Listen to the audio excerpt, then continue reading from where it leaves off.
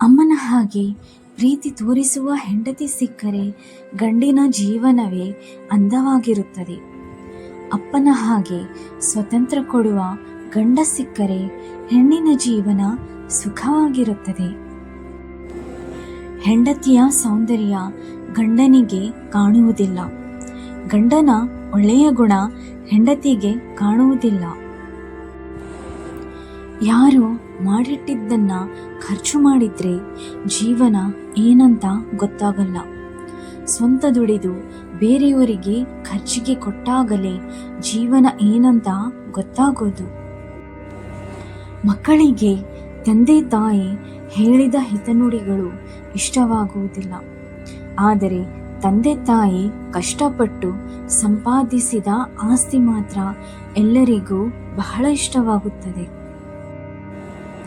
ಸುಳ್ಳು ಸದಾ ಹಲವು ಸುಳ್ಳುಗಳ ಜೊತೆಗಿರಲು ಬಯಸುತ್ತದೆ, ಏಕೆಂದರೆ ಇದಕ್ಕೆ ಭಯ ಜಾಸ್ತಿ. ನಿಜ ಸದಾ ಏಕಾಂಗಿಯಾಗಿಯೇ ಪ್ರಯಾಣಿಸುತ್ತದೆ, ಏಕೆಂದರೆ ಇದಕ್ಕೆ ಧೈರ್ಯ ಜಾಸ್ತಿ. ಪ್ರತಿಯೊಬ್ಬರ ದುಃಖದಲ್ಲಿ ಭಾಗಿಯಾಗುವ ವ್ಯಕ್ತಿ ಯಾವಾಗಲೂ ತನ್ನ ಸ್ವಂತ ದುಃಖದಲ್ಲಿ ಒಂಟಿಯಾಗಿರುತ್ತಾನೆ. ನಿಯತ್ತಾಗಿ ಇರುವವರು ಯಾವಾಗಲೂ ಗರ್ವದಿಂದ ಇರುತ್ತಾರೆ, ಏಕೆಂದರೆ ಅವರಿಗೆ ನಟಿಸಲು ಬರುವುದಿಲ್ಲ. ಆತ್ಮಾಭಿಮಾನದಿಂದ ಜೀವನ ಮಾಡುತ್ತಾರೆ ವಿನಃ ಯಾರ ಹತ್ತಿರ ತಲೆ ಬಾಗಿಸಲು ಬಯಸುವುದಿಲ್ಲ.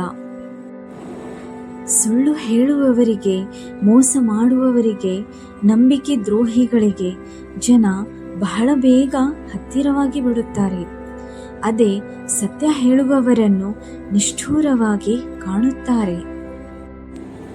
ಅಳತೆ ಮೀರಿ ಯಾರ ಜೊತೆನೂ ಸ್ನೇಹ ಸಂಬಂಧ ಬೆಳೆಸಬೇಡಿ, ಅದು ಒಂದಲ್ಲ ಒಂದು ದಿನ ವಿಷ ಸರ್ಪದಂತೆ ಕಚ್ಚೇ ಕಚ್ಚುತ್ತದೆ. ಪ್ರಪಂಚದಲ್ಲಿ ತುಂಬ ಕೆಟ್ಟ ವಸ್ತು ಎಂದರೆ ನಮ್ಮಲ್ಲಿರೋ ಒಳ್ಳೆಯತನ, ಯಾಕೆಂದರೆ ಅದನ್ನು ಖರ್ಚು ಮಾಡಿದಷ್ಟು ನಮಗೆ ಸಿಗೋ ಲಾಭ ಕಣ್ಣೀರು ಮತ್ತು ನೋವುಗಳು ಮಾತ್ರ. ನೋಯಿಸದಂತೆ ಮಾತನಾಡಬೇಕು, ಚಿಂತೆ ಮಾಡದೆ ವಿಚಾರ ಮಾಡಬೇಕು, ಫಲ ಬಯಸದೆ ಉಪಕಾರ ಮಾಡಬೇಕು. 4 ಜನ ನಿನ್ನನ್ನು ನೋಡುತ್ತಾರೆ ಎಂದು ಬದುಕಬೇಡ, ನಿನ್ನನ್ನು ತಿರಸ್ಕರಿಸಿ ಬಿಟ್ಟು ಹೋದ 4 ಜನ ತಿರುಗಿ ನೋಡುವಂತೆ ಬದುಕಬೇಕು. ಖರ್ಚಾಗೋ ಹಣಕ್ಕೆ, ಕರಗಿ ಹೋಗೋ ಆಸ್ತಿಗೆ ಇರುವ ಬೆಲೆ ಮನುಷ್ಯನ ನಂಬಿಕೆಗೆ ಮತ್ತು ಅವನ ನಿಯತ್ತಿಗೆ ಇರುವುದಿಲ್ಲ. ಓದಿನಿಂದ ಕಲಿತ ಪಾಠ ಮರೆತು ಹೋದರೂ ಮರೆಯಬಹುದು, ಆದರೆ ಹಸಿವು, ಮೋಸ, ಅವಮಾನ, ನಿಂದನೆಯಿಂದ ಕಲಿತ ಪಾಠ ಎದೆಬಡಿತ ಇರುವವರೆಗೂ ನೆನಪಿಸುತ್ತೆ. ನಮಗೆ ಬೆಲೆ ಇಲ್ಲದ ಮನೆಯಲ್ಲಿ ಕೋಟಿ ಕೋಟಿ ಹಣವಿದ್ದರೂ ಹೋಗಬಾರದು. ನಮಗೆ ಬೆಲೆ ಕೊಡುವ ಮನೆ ಗುಡಿಸಲು ಆದರೂ ಸಹ ಹೋಗಬಹುದು.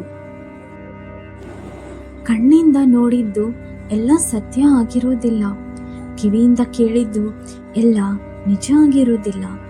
ಪರಿಸ್ಥಿತಿಗೆ ತಕ್ಕಂತೆ ಎಲ್ಲ ಬದಲಾಗುತ್ತಿರುತ್ತದೆ. ಇವತ್ತು ನೀನೇ ಎಲ್ಲ ಅನ್ನೋರು ನಾಳೆ ನೀನು ಯಾರೋ ಅನ್ನೋ ಪರಿಸ್ಥಿತಿ ಬರಬಹುದು. ಅದಕ್ಕಾಗಿ ಯಾರನ್ನು ಅತಿಯಾಗಿ ನಂಬಬೇಡಿ, ನಂಬಿ ನೋವು ಅನುಭವಿಸಬೇಡಿ.